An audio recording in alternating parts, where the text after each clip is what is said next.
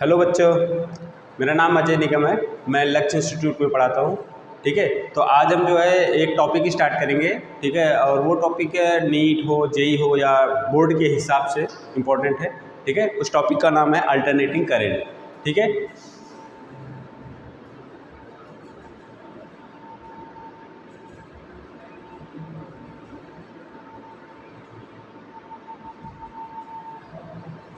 Alternating current.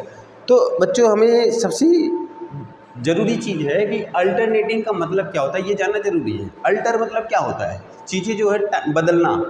Alter का मतलब क्या होता है, बदलना। अब देखो, अल्टरनेटिंग करंट का मतलब क्या है।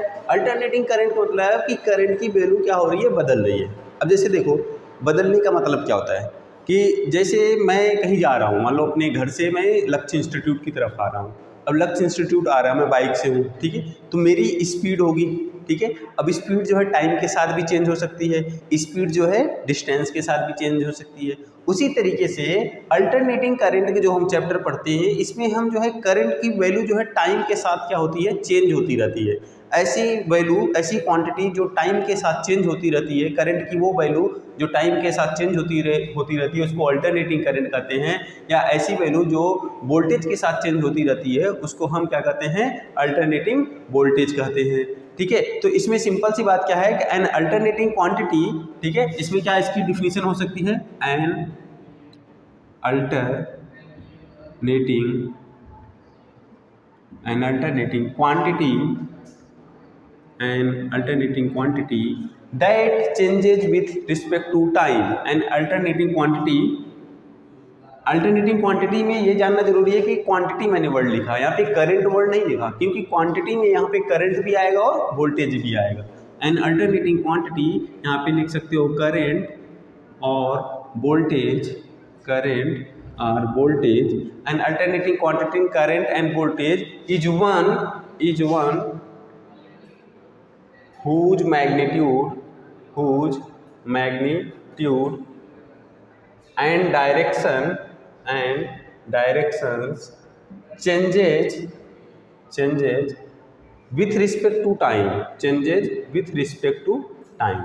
ठीक है, ऐसी क्वांटिटी मतलब यहाँ पे अल्टरनेटिंग क्वांटिटी, ऐसी करंट की वो वैल्यू या वोल्टेज जो टाइम के साथ, जिसका मैग्नीट्यूड और डायरेक्शन क्या होता रहता है, चेंज होता रहता है, उसको क्या कहा जाता है, अल्टरनेटिंग करंट कहा जाता है या अल्टरनेटिंग वोल्टेज कहा जाता है। तो यहाँ पे हम देखेंगे कि जो करंट और वोल्टेज होता है, बेसिकली जो इक्वेशन ऑफ यहाँ पे देखेंगे किस तरीके से हम रिप्रेजेंट करते हैं, जो करंट या वोल्टेज की जो वैल्यू होती है उसको हम किस तरीके से रिप्रेजेंट करते हैं, ये हमें देखना है। तो यहाँ पे हम रिप्रेजेंटेशन देखते हैं कि किस तरीके से होता है। ठीक है, करंट जो है, जो अल्टरनेटिंग क्वांटिटीज होती है, अल्टरनेटिंग वोल्टेज हो या अल्टरनेटिंग करंट हो, वो हमेशा साइन के फॉर्म में चलती है। ठीक है, साइन के फॉर्म में भी होता है, स्क्वायर वेव के फॉर्म में भी होता है, ट्रायंगुलर फॉर्म में भी होता है। हम एक एक करके यहाँ पे देखेंगे। तो जो सबसे पहले हम साइन का, अल्टरनेटिंग करंट का, अल्टरनेटिंग वोल्टेज का जो रिप्रेजेंटेशन करते हैं, ठीक है, तो कह सकते हो कि रिप्रेजेंटेशन ऑफ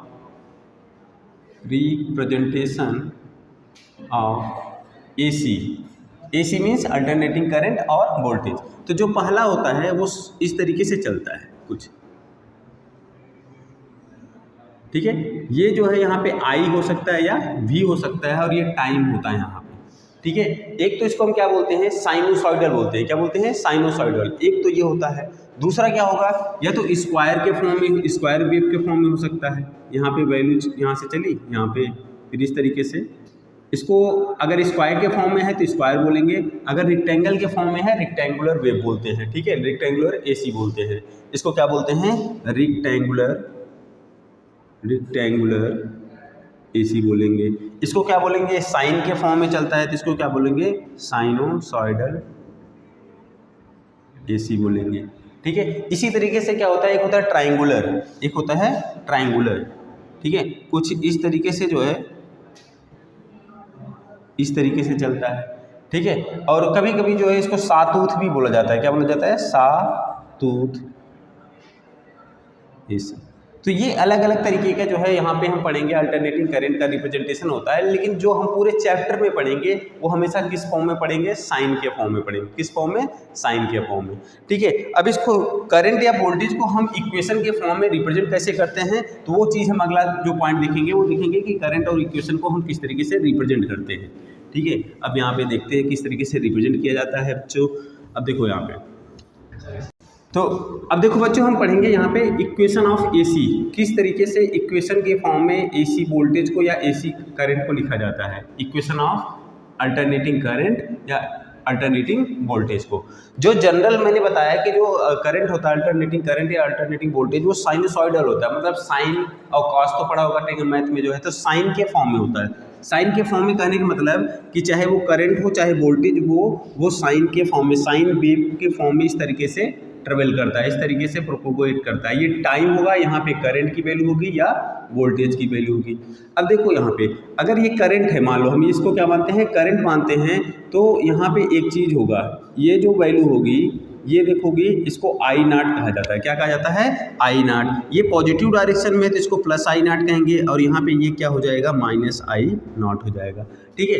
वेव के जो साइन का रिप्रेजेंटेशन होता है, जैसे साइन के बारे में हमने पढ़ा है, साइन की वैल्यू जो है कहाँ से कहाँ तक वेरी करती है, 0 से लेके 1 तक वेरी करती है। जैसे हमने साइन 0 का वैल्यू कितना होता है, 0, साइन 30 का 1/2, साइन 45 1/√2। ठीक है। इसी तरीके से हम अगर प्लाट करेंगे जब साइन का जो है ग्राफ, तो कुछ ग्राफ इस तरीके से मिलेगा। ठीक है। तो हम यहाँ पे एक चीज़ देखें, ये जो ऊपर वाला होता है इसको पॉजिटिव हाफ साइकिल बोला जाता है। क्या बोला जाता है? Positive half cycle. ठीक है। और इसको क्या बोला जाता है, ये जो होता है इसको निगेटिव हाफ साइकिल बोला जाता है, निगेटिव हाफ साइकिल बोला जाता है। ठीक है। अब यहाँ पे देखो ये 0 से स्टार्ट करना शुरू करेगा, और T/4 पे जो है करंट की वैल्यू क्या होगी, मैक्सिमम होगी, जिसको हम क्या बोलते हैं, पीक वैल्यू ऑफ करंट बोलते हैं। आई नाट को क्या बोला जाता है बच्चों, पीक वैल्यू ऑफ करंट। ठीक है। अब देखो यहाँ पे अगर आई है तो आई होगा, या इसको कह सकते हो कि V नॉट होगा। ठीक है। Peak value of current. ठीक है।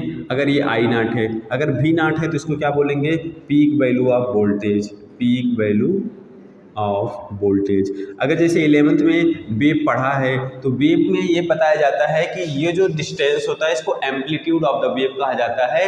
इस वजह से आई नाट और V नाट को एम्पलीट्यूड भी कहा जाता है। बात समझ में आ गई? क्या कहा जाता है? एम्पलीट्यूड। अगर जैसे मान लो तुम्हें कोई इक्वेशन दे दिया एसी का, ठीक है, उसमें से तुमसे पूछ लिया कि एम्पलीट्यूड ऑफ करंट कितना होगा या एम्पलीट्यूड ऑफ वोल्टेज कितना होगा, तो तुम्हें कौन सी वैल्यू पता करनी है, आई नाट और V नाट पता करनी है। ठीक है बच्चों। अब आगे देखते हैं। यहाँ पे मैंने बताया कि वेव कहाँ से ट्रेवल करती है, 0 से स्टार्ट करती है ट्रेवल करना, और ये T/4 होता है, यहाँ पे पहुँचती है तो कौन सा हो जाता है, T/2। ठीक है। और यहाँ पे जो होता है वो कितना होता है, 3T/4, और यहाँ पे देखोगे तो क्या हो जाता है, T हो जाता है। अब मैंने बताया बच्चों कि जो एसी करंट होता है, अल्टरनेटिंग करंट या अल्टरनेटिंग वोल्टेज होता है, वो टाइम के साथ क्या करता है, उसकी वैल्यू, उसका मैग्नीट्यूड और उसका डायरेक्शन क्या होता है, चेंज होता रहता है। यहाँ पे देखो, यहाँ पे टाइम कितना था, 0 था, तो टाइम 0 था, करंट की वैल्यू कितनी थी, देखो एक्स एक्सिस पे टाइम है, वाई एक्सिस पे करंट या वोल्टेज है, तो एक्स एक्सिस पे टाइम कितना है, यहाँ पे इसको ओरिजिन बोला जाता है। क्या बोला जाता है, ओरिजिन। यहाँ पे 0 है, 0 करंट की टाइम है, तो करंट की वैल्यू भी क्या है, 0 है। जैसे जैसे हम बढ़ रहे हैं, अगर मान लो किसी इस पॉइंट पे देखें, तो इस पॉइंट पे बच्चों जो है टाइम हमारा जो है करंट की वैल्यू क्या होगी, यहाँ पे करंट की वैल्यू होगी, और वोल्टेज की टाइम कितना होगा, ये होगा। ठीक है। जैसे जैसे यहाँ पे जब पहुँचोगे एट T/4, एट T/4 पे जो करंट होगा वो कितना होगा, मैक्सिमम होगा। ठीक है। तो ये पॉजिटिव हाफ में करंट एक बार क्या हो रहा है, मैक्सिमम हो रहा है। अब फिर से देखो बच्चों, यहाँ पे जब पहुंचा T/2 पे, मतलब जब इस साइन वेव ने अपना एक हाफ साइकिल पूरा किया, तो करंट की वैल्यू यहाँ पे क्या हो जाती है, 0 हो जाती है। और दोबारा से फिर क्या होता है, करंट की वैल्यू निगेटिव में बढ़ना स्टार्ट करती है, और 3T/4 पे क्या हो जाता है, मैक्सिमम होता है निगेटिव में कितना, -I0, और फिर से जो है यहाँ पे T पे क्या हो जाता है, 0 होता है। इसको क्या कहते हैं बच्चों, रिप्रेजेंटेशन ऑफ एसी। किस तरीके से एसी को रिप्रेजेंट किया जाता है। ठीक है। अब यहाँ पे एक चीज़ ये देखना है और बच्चों, कि जैसे मैंने बताया कि जब कोई भी वेव यहाँ से 0 से चल के जब वो अपना कंप्लीट चक्कर, एक पूरा साइकिल पूरा कर लेगा, तो जो टाइम लगता है एक कंप्लीट साइकिल पूरा करने में, उसको क्या कहा जाता है, टाइम पीरियड। क्या कहा जाता है, टाइम पीरियड, जिसको टी कहते हैं। टी इक्वल टू पढ़ा होगा, टी इक्वल टू क्या होता है, 2π/ω होता है। ठीक है। इसको क्या कहेंगे, टाइम पीरियड कहेंगे। ठीक है। अब अच्छा बच्चों, यहाँ पे मैंने एक चीज़ और बता दिया कि ये T/4 पे क्या होगा, करंट और वोल्टेज की वैल्यू क्या होगी, मैक्सिमम होगी। ठीक है। एक चीज़ हमें बताना कि अगर हमें एवरेज वैल्यू ऑफ करंट निकालना हो, ठीक है, एवरेज वैल्यू ऑफ करंट हम जो है तुम्हें इस आज की क्लास में नहीं हो पाएगा, लेकिन नेक्स्ट क्लास में तुम्हें दिखाएंगे कि कैसे एवरेज वैल्यू ऑफ करंट निकाला जाता है, डिराइव करके दिखाएंगे, ठीक है। तो यहाँ पे क्या होगा, देखो अगर हम तुमसे कि पूछे कि इस पूरे हाफ साइकिल में average value of current, average value of current होता क्या है, जैसे एवरेज नंबर निकालना हुआ, जैसे तुम्हारे पास 1 2 3 4 5 संख्याएं हैं और पूछा जाए कि एवरेज नंबर कितना होगा, तो हम क्या करते हैं, इन सबको प्लस कर देते हैं, इन सबको प्लस कर देते हैं और जितने नंबर होते हैं उतने से क्या कर देते हैं, डिवाइड कर देते हैं। तो कितना हो जाएगा, 5 4 9 3 12 2 14 1 15, 15 डिवाइड बाई 5, तो कितना बचा बच्चों, 3 आया। देखो एक चीज़ पढ़ा होगा 7th या 8th क्लास में मैथ में कि जब हमारे नंबर्स क्या होते हैं, ऑड नंबर होंगे, तो जो हमारा एवरेज आएगा बीच का आएगा। देखो ये 3 कहाँ पे है, लाई कर रहा है, 1 2 इधर से देखोगे तो बीच का है। वहीं पे देखोगे जब हमारा इवन नंबर होगा, मतलब ये 5 की जगह अगर हम एक नंबर और ले लेते और इसको 6 से डिवाइड कर देते तो हमारा एवरेज जो आता है वो 3.5 आता, मतलब इन दोनों संख्याओं के बीच में आता, ठीक है। उसी तरीके से हम यहाँ पे एवरेज वैल्यू ऑफ करंट और एवरेज वैल्यू ऑफ वोल्टेज निकालेंगे, ठीक है। कुछ भी अलग नहीं है बच्चों, बेसिक से अगर कनेक्ट करोगे तो बहुत अच्छे से समझ पाओगे कि एवरेज का मतलब क्या होता है। अगर तुमसे जैसे मैंने कहा कि एवरेज वैल्यू ऑफ करंट या वोल्टेज निकालना है तो सबसे पहले तो ये जानना जरूरी है ना कि एवरेज होता क्या है, एवरेज का मतलब क्या है। तो एवरेज का मतलब यही है बच्चों, जैसे यहाँ पे जो पढ़ा था तुमने, अब यहाँ पे हमें क्या करना है कि एवरेज का मतलब ये है कि इस पूरे कंप्लीट साइकिल में टोटल करंट, एवरेज करंट निकालना है, कितने टाइम में ये फ्लो कर रहा है। तो हम देखो एवरेज करंट जो निकाला जाएगा, तो यहाँ पे एवरेज करंट ऑफ जो होगा पूरे साइकिल के लिए, average value of current for full cycle जो होता है, फुल साइकिल, वो कितना होता है, 0 होता है, ठीक है। क्यों 0 होता है बच्चों, ये देखो यहाँ से ग्राफ से पता चल जाएगा। पॉजिटिव हाफ साइकिल जो था हमारा, ये पॉजिटिव में था, प्लस में था, निगेटिव हाफ में क्या था, माइनस में था। प्लस माइनस जोड़ेंगे और डिवाइड अगर तुम करोगे टाइम से, कितना टाइम में ये कंप्लीट हुआ साइकिल, तो वैल्यू तो हमारी 0 आनी है ना। तो एवरेज वैल्यू ऑफ करंट जो है फॉर फुल साइकिल क्या हो जाएगा, 0 हो जाएगा, ठीक है। इतनी बात। अब हम इक्वेशन देखते हैं, ठीक है। ये तो ग्राफिकल रिप्रेजेंटेशन हो गया, अब हम देखेंगे इक्वेशन। मैंने बताया कि जो एसी करंट होते हैं मैक्सिमम जो है वो साइनोसाइडल होते हैं। किसके होते हैं, साइनोसाइडल, साइन के फॉर्म में होते हैं। तो यहाँ पे आई इक्वल टू हो जाएगा आई साइन ओमेगा टी, ठीक है, एक इस तरीके से हो जाएगा। दूसरा जो वोल्टेज का लिखेंगे V equal to V naught sine omega T, ठीक है। यहाँ पे लिख सकते हो प्लस ∅1, ठीक है। अभी हम बताते हैं प्लस ∅2, ये ∅1 और ∅2 क्या होता है इसके बारे में भी बताएंगे, ठीक है। तो ये क्या होगा, I equal to I naught sine omega T plus ∅1 और V equal to V naught sine omega T plus ∅2। अब देखो ये करंट क्या है, ये करंट की इक्वेशन है और ये वोल्टेज का इक्वेशन है। अगर हम मान लें कि फाई जो होता है, फाई को फेज डिफरेंस कहा जाता है। क्या कहा जाता है, फेज डिफरेंस कहा जाता है। ये फाई की जगह पे हम लिख लेते हैं डेल्टा फाई। डेल्टा फाई की वैल्यू जो होती है वो ∅2 माइनस ∅1 होता है, ठीक है। अभी हम थोड़ा सा नेक्स्ट टॉपिक पढ़ाएंगे तब बताएंगे फेज क्या होता है। अभी उससे पहले हम ये मान के चल रहे हैं कि फेज डिफरेंस 0 है।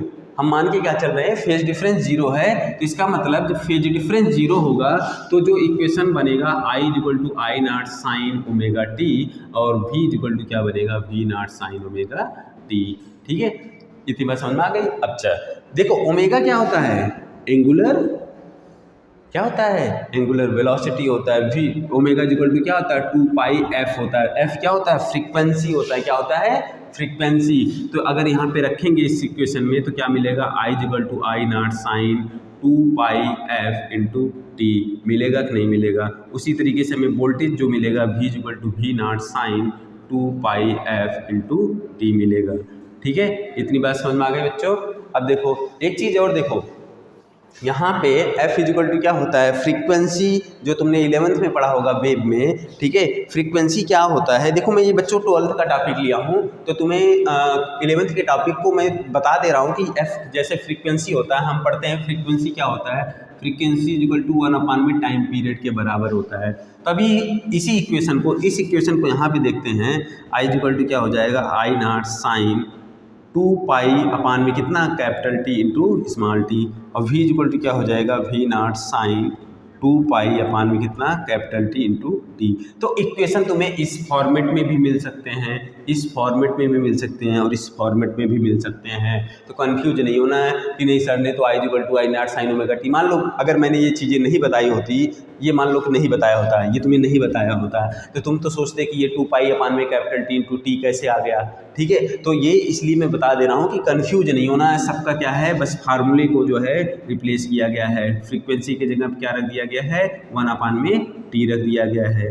ठीक है बच्चों, ये तो हमारा था क्या, equation of motion, equation of AC था। ठीक है, किस तरीके से इक्वेशन ऑफ AC को, AC करंट को या AC वोल्टेज को रिप्रेजेंट किया जाता है इक्वेशन के फॉर्म में। अब आगे देखते हैं बच्चों, यहाँ पे हमने फेज की बात की, तो थोड़ा सा हम फेज के बारे में बताते हैं। ठीक है, फेज के बारे में हम बताते हैं बच्चों। ठीक है, फेज होता क्या है, जैसे फेज हमारा कहने का मतलब कि कहते हैं ना कि बहुत ख़राब फेज चल रहा है, जीवन का जो ये फेज है ये बहुत सबसे बुरा चल रहा है। तो फेज का मतलब बच्चों हम रियल लाइफ में जो देखते हैं अपने, करें कि ये सबसे वर्स्ट फेज था। What it means the worst phase, या फेज का मतलब क्या है, ये तो जानना जरूरी है ना। अगर हम अपनी बोलचाल की भाषा में बोलते हैं ये फेज है, तो फेज हमें समझना होगा कि ये फेज का मतलब क्या है। तो बच्चों देखो, फेज का मतलब होता है टाइम से, किससे मतलब होता है, टाइम से मतलब होता है। अब टाइम का मतलब क्या, टाइम अच्छा चल रहा है, अपना टाइम आएगा वाला सीन है बच्चों। तो देखो यहाँ पे क्या है कि जैसे मैंने ग्राफिक, ये मान लो कि हमने फिर से ये रहा। ठीक है, ये क्या है, टाइम है, ये हमारा यहाँ पे क्या होगा, करंट होगा या वोल्टेज होगा। हम मान रहे हैं बच्चों कि जैसे हमारा I = I not sine omega T दिया हुआ है।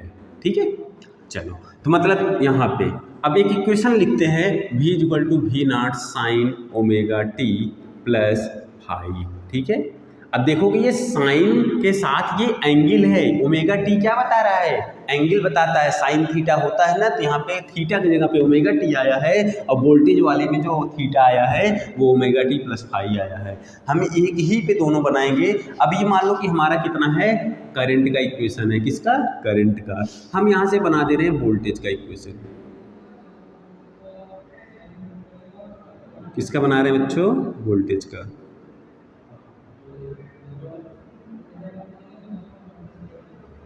ठीक है, एक मिनट बच्चों, थोड़ा सा समझने के लिए मुझे फिर से इस ग्राफ को बनाना होगा।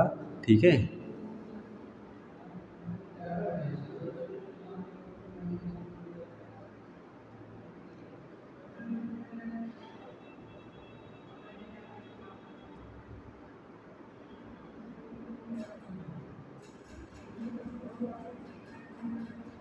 हाँ अब देखो सही बना है। ठीक है, अब ये हमारा मान लो कि वोल्टेज का ग्राफ है। अब एक चीज़, दो तीन चीज़ें हम बताएंगे यहाँ पे, इसलिए मैंने इस ग्राफ को थोड़ा अच्छे से बनाने की कोशिश की है। ये हमारा क्या वैल्यू है बच्चों, I नॉट है, और ये क्या है, V नॉट है। ठीक है, यहाँ पे देखोगे तो ये क्या है हमारा, I नॉट किस में है, निगेटिव में, और ये क्या है, -V नॉट है।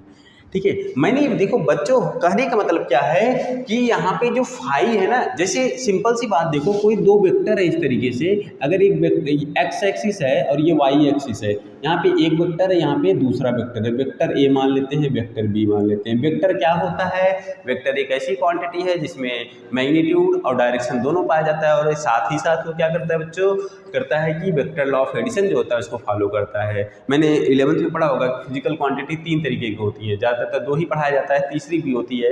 पहला क्या होता है, स्केलर, जिसमें सिर्फ और सिर्फ मैग्नीट्यूड पाया जाता है। दूसरा क्या होता है, वेक्टर, जिसमें मैग्नीट्यूड और डायरेक्शन दोनों पाया जाता है, साथ ही साथ वो वेक्टर लॉ ऑफ एडिशन को फॉलो करता है। जैसे तुम्हारा वेलोसिटी एग्जांपल ले लो, फोर्स एग्जांपल ले लो, स्केलर का एग्जांपल में तुम वर्क ले सकते हो, स्पीड ले सकते हो। और जो तीसरी क्वांटिटी होती है बच्चों, उसको कहते हैं टेंसर। ठीक है, टेंसर एक ऐसी क्वांटिटी है जिसके पास क्या होता है, मैग्नीट्यूड और डायरेक्शन दोनों होता है, बट क्या नहीं होता है, वो वेक्टर लॉ ऑफ एडिशन को फॉलो नहीं करता है। ठीक है, तो उसके लिए एक अलग मैथमेटिक्स होती है जिसको हम टेंसर एनालिसिस पढ़ते हैं। हायर क्लासेस में जो है अगर कोई बच्चा पढ़ेगा तो उसको टेंसर एनालिसिस पढ़ने को मिलेगा।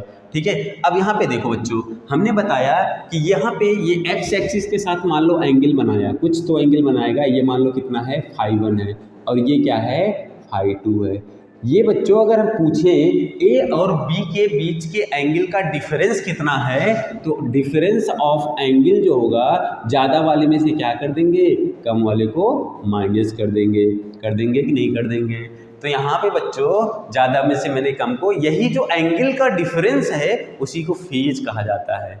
ठीक है, क्या कहा जाता है, फेज कहा जाता है। हमने कहा था ना एग्जाम्पल में कि हमारा टाइम गड़बड़ चल रहा है, वर्स्ट फेज चल रहा है। फेज मीन्स ये टाइम जो है, यहाँ पे एंगल की बात कर रहे हैं। क्यों? क्योंकि यहाँ पे देखोगे जो वेव है वो किसके रिस्पेक्ट में चेंज हो रहा है, टाइम के रिस्पेक्ट में। तो यहाँ पे जो फेज होता है वो एक तरीके से एंगल का डिफरेंस होता है कि यहाँ पे देखो, अब देखो यहाँ पे जब हमारा साइन, ये मतलब करंट जब जीरो था, वोल्टेज कितना था बच्चों, V नॉट था कि नहीं था। देखो करंट यहाँ पे जीरो एक्सिस पे है, जीरो पे है, ठीक है, लेकिन वोल्टेज कहाँ पे है, V नॉट पे। मतलब जब करंट जीरो था तो वोल्टेज मैक्सिमम हो गया। अब देखो यहाँ पे इस पॉइंट पे बच्चों, ये कौन सा पॉइंट मैंने बताया था, T/4 पे, ये जीरो था, ये कितना था, T/2 था, ये कितना था बच्चों, 3T/4 था, और ये कितना था बच्चों, T था।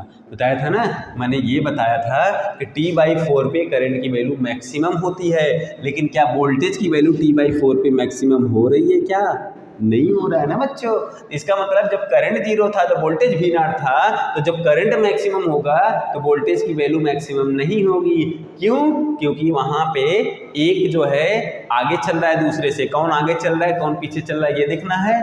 करंट जो है पीछे चल रहा है, वोल्टेज क्या चल रहा है, आगे चल रहा है, ठीक है। तो इसको जो फाई होता है बच्चों, फाई बेसिकली को फेज डिफरेंस यही होता है कि कौन किससे आगे चल रहा है, किसका एंगल ज़्यादा है, ठीक है। तो यहाँ पे ये चीज़ समझना है, ये चीज़ समझ में आ गया होगा कि फेज डिफरेंस होता क्या है, ठीक है। अगर मान लो कि यहाँ पे हम इसको φ2 मान लेते हैं और यहाँ पे प्लस φ1 मान लेते हैं, तो फेज डिफरेंस हमारा कैसे निकलता है, φ2 माइनस φ1, ठीक है।